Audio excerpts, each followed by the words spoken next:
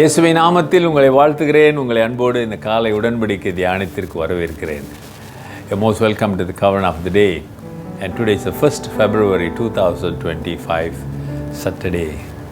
புது ஆண்டு வந்து ஒரு மாதம் கழிந்து 2வது மாதத்திற்கு வந்து விட்டோம். அருமையானது, உங்களுக்கு தெரியும், நாம் பவுல் எழுதின நிருபமான 1 கொரிந்தியரை பார்த்து கொண்டு வருகிறோம். முடிந்த வரைக்கும் தொடர்ந்து வசனங்களை பார்த்துக்கிட்டு வரோம். ஆமாம் தானுங்களே. இன்றைக்கு நாம் பார்க்க போகிற வசனம் 1 கொரிந்தியர் 14ஆம் அதிகாரம் 35வது வசனம். சரிங்களா? இந்த நேற்று பார்த்தோம், பெண்கள் சபையில் பேசுகிறது நல்லதல்ல அப்படின்றத பார்த்தோம். அந்த விளக்கத்தான் கொஞ்சம் பார்த்தோம். இன்றைக்கி என்ன சொல்கிறாரு பார்ப்பாங்களா? அந்த தொடர்ச்சி, அதோட தொடர்ச்சி தான். As if they want to learn something, women's, let them ask their own husbands at home. For it is shameful for a woman to speak in church. அவர்கள் ஒரு காரியத்தை கற்றுக்கொள்ள விரும்பினால் வீட்டிலே தங்கள் புருஷனிடத்திலே விசாரிக்க கடவர்கள். ஸ்திரீகள் சபையில் பேசுகிறது அயோக்கியமாயிருக்குமே. ரொம்ப கடுமையான வார்த்தை. நான் நேற்று சொன்னது போல தான் இன்றைக்கி நான் சொல்லுகிறேன். ஆலயத்தில் ஆராதனையில் இடையில பேசுவது, கலந்து பேசுவது, கேள்வி கேட்பது, சந்தேகங்களை கேட்பது, உரையாடுவது, having a dialogue when the service is on, church is on, talking. தெரியுங்களா, பக்கத்தில் உட்காந்து குசு குசுன்னு கேட்பாங்க. அப்புறம் ஆண்கள் ஒரு பக்கம், பெண்கள் ஒரு பக்கம், கணவன்லாம் ஒரு பக்கத்தில் உட்காந்துருப்பாங்க, புருஷர் மனைவிகள்லாம் ஒரு பக்கம் உட்காந்துருப்பாங்க. அப்போ ஏதாவது இங்கேருந்து அங்கே கேட்பாங்க.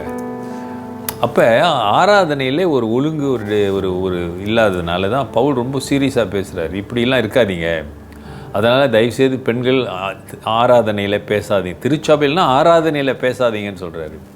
ஏன்னா அந்த ஆராதனையே ஒரு மாதிரி கசமுசான்னு மார்க்கெட் மாதிரி ஆயிடுச்சு, எல்லோரும் பேச ஆரம்பித்ததுனாலே. அதனால தான் சொல்கிறார், ஏதாவது உனக்கு சந்தேகம் இருக்கா, ஏதாவது தெரியும்னு நினச்சா வீட்டில் போய் உங்கள் புருஷன்கிட்ட கேட்டுங்க.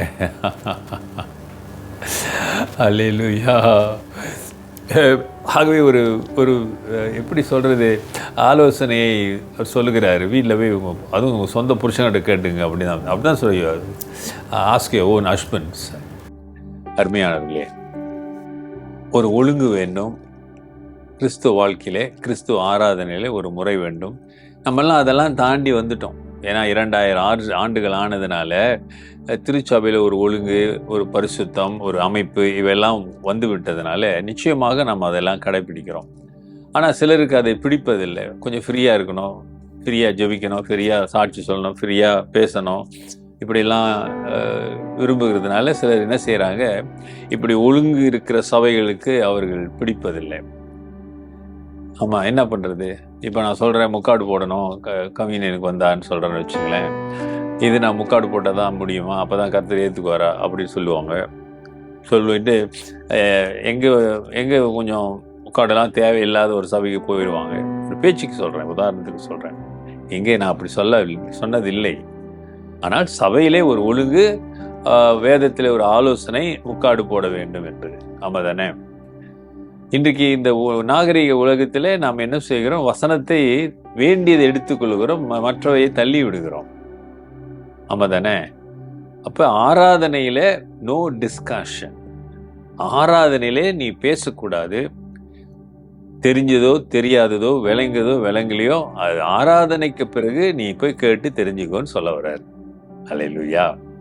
ஆமாம் தானுங்களே? அதனால் பெண்கள் ஆராதனையிலே பேசக்கூடாது என்று அவர் அந்த அர்த்தத்தில் சொல்லவில்லை என்பதை நீங்கள் புரிந்து கொள்ள வேண்டும். ஓகே? ஆகவே ஆண்டவர் சமூகத்திலே நாம் வரும்பொழுது ஆண்டவரை மகிமைப்படுத்த வேண்டும். நம்முடைய எண்ணங்கள், நோக்கங்கள் எல்லாம் ஆண்டவரை நோக்கி இருக்க வேண்டும். We have to look upon the Lord. ஆமாம் தானுங்களே? நம்முடைய பார்வை, நம்முடைய சிந்தனை, நம்முடைய எண்ணங்கள் எல்லாம் கர்த்தரை நோக்கி பார்க்க வேண்டும். யாரும் நமக்கு முன்னே வரக்கூடாது, யாரும் தடையாக வந்துடக்கூடாது. பேச்சோ செய்கையோ, சிலர் சாதாரணமாக பேசிக்கிட்டு இருப்பாங்க. நான் பிரசங்கம் பண்ணதோடு பார்க்குறேன், பேசுறது தெரியும். ஆனால் நீங்கள் அங்கே நின்று பிரசங்கம் பண்ணீங்கன்னா அங்கே யாராவது பேசுனா அவங்களுக்கு எப்படி இருக்குன்னு நீங்கள் நின்று பார்த்தா தான் தெரியும். சில சமயம் அது நெக்லெக்ட், வேறு ஏதோ சொல்லிட்டு போட்டால் நம்ம பேசுவாங்க பாருங்களேன். தலையே போனாலும் ஆராதனையிலே உங்கள் பக்கத்தில் உள்ளவரிடத்திலே பேசாதீர்கள். நீ ஆண்டவரோடு பேச வந்திருக்கிறாய். ஆண்டவரோடு பேசுறதுக்கு நீ இடம் கொடுக்க வேண்டும். அதுதான் முக்கியம். தவிர எதுக்காக ஆராதனையில் நீங்கள் பேச போகிறீங்க? யாரை பற்றியா சொல்ல போகிறீங்களா? இல்லை ஏதாவது கேட்க போகிறீங்களா? என்னத்துக்கு? நீ ஆண்டவரோடு தொடர்பு கொள்ளல்லவா ஆராதனைக்கு வந்திருக்கிற. ஆகவே பேச வேண்டிய அவசியமே இருக்கக்கூடாது. ஆமா, அவசியமே இல்லை. there is no reason to talk to anybody in the service time. because ஆராதனை ஒருத்தர் நடத்துறாங்க. அப்போ உங்களுக்கு அதுல பங்கெடுக்க வேண்டிய, உண்மையாய் பங்கெடுத்து ஆராதித்து மகிமைப்படுத்த வேண்டும். மறந்துடாதீங்க. யோசிச்சு பாருங்க, ஒப்பு கொடுங்க. கர்த்தர் பெரிய காரியங்களை செய்வார். நல்ல ஆண்டவரே, இந்த காலை வேளைக்காக நன்றி. மாதத்தின் முதல் நாளிலே நீ எங்களோடு இடைப்பட்டு இருக்கிறீர் ஆண்டவரே. ஆராதனையிலே நாங்கள் உமக்கு மகிமையான காரியங்களை யோசிக்க, சிந்திக்க, செய்ய உதவி செய்ய. இன்றைக்கு ஒரு வேளையை ஆண்டவரை யோசித்து தங்களை ஒப்பு கொடுக்கிற பிள்ளைகள் மீது உம்முடைய கிருபை தங்கட்டும் ஆண்டவரே. தொடர்ந்து கரம்பிடித்து நடத்துங்க. இயேசுவின் நாமத்தில் பிதாவே, ஆமென். நமது ஆண்டவராகிய இயேசுவினுடைய கிருபை, பிதாவின் அன்பு, பரிசுத்தாவின் ஐக்கியம் உங்களோடு உங்களை ஆசீர்வதித்து காப்பதாக. என் ஆத்துமாவே கர்த்தரை ஸ்தோத்திரி, என் முழு உள்ளமே அவர் பரிசுத்த நாமத்தை ஸ்தோத்திரி. என் ஆத்துமாவே கர்த்தரை ஸ்தோத்திரி, அவர் செய்த சகல உபகாரங்களை மறவாதே. ஆமென். Dear brother and sister, சகோதரனே, சகோதரியே, இந்த புதிய மாதம், பிப்ரவரி மாதம், நிச்சயம் கர்த்தர் உங்களை கரம் பிடித்து நடத்துவார். ஆனால் நீங்கள் யாருக்கும் தடையாய் இருந்து விடாதீங்க. Take care. God bless you.